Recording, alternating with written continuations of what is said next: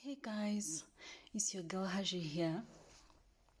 So today we're going to talk about being a high impact individual.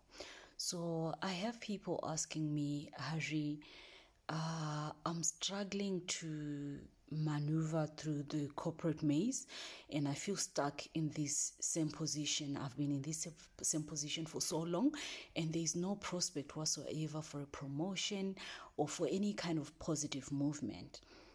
So how do I become visible to my managers or to my superiors or to my principals so that I can get promoted, I can move because I'm stuck. So what do you do if you want to be a high impact individual? Number one, be a solutions provider. If there's anything that is discouraging for management, is to work with people that are always complaining or somebody who's always complaining, but they don't bring any solution to the table.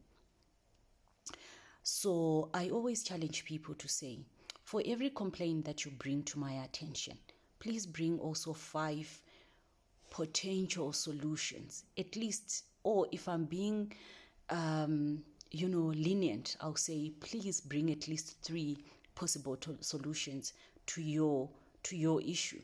But generally I say 5, because it then promotes someone to think outside the box,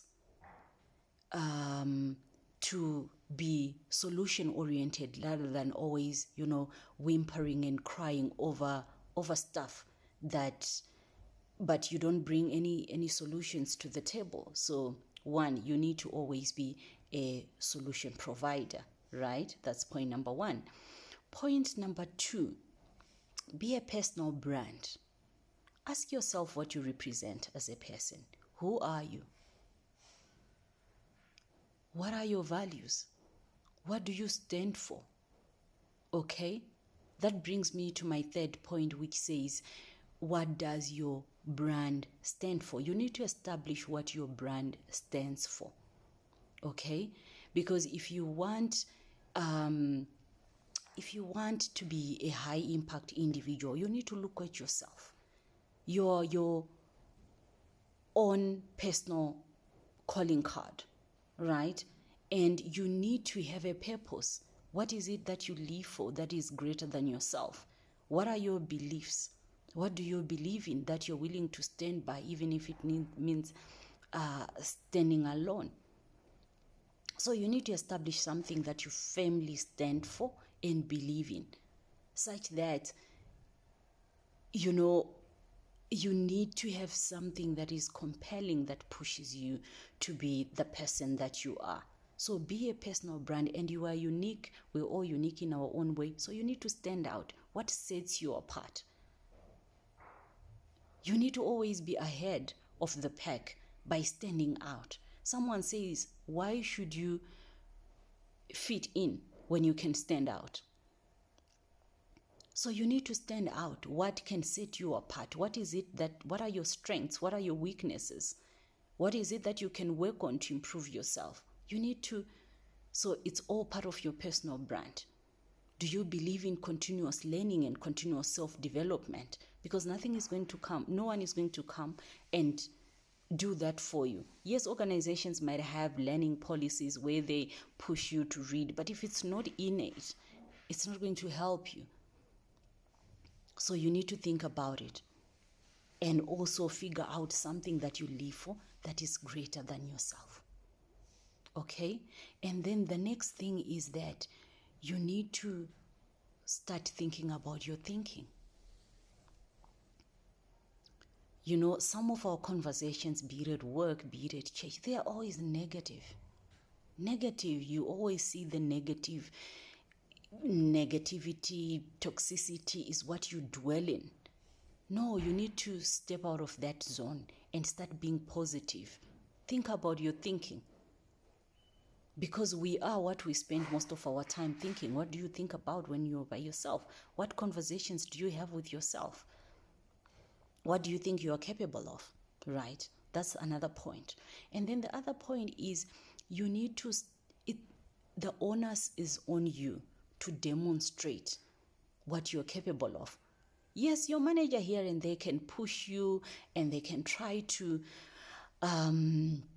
push you to be better, but the onus is on you to demonstrate that, you know what, I'm a responsible person. I can do this. I don't have to be micromanaged. I can do stuff on my own. I take initiative. I'm innovative. I'm creative. The onus is on you to demonstrate that. So it's not your job, your manager's job to scout for it. Show up. And where you can, show off.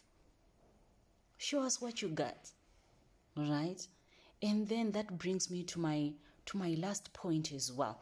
You need to be that person who represents, your personal brand rather, should represent a CID attitude. Consider it done. Planning alone, speaking eloquently and articulately, and all those things that are required, being an effective communicator, yes, you need to be that. But you also need to understand that you need to take action. Planning alone is not enough, right? So you need to show up and show off. You need to show up consistently, and you need to have discipline.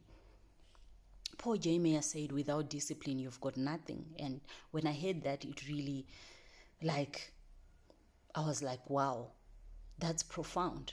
Because without discipline, you've got nothing. What gets you the results that you're pursuing is showing up consistently, even on days when you don't feel like it, even on days when you feel discouraged, even on days when you feel that all the odds are against you, but you still show up anyway. So yeah, there is so yeah, there you have it, ladies and gentlemen.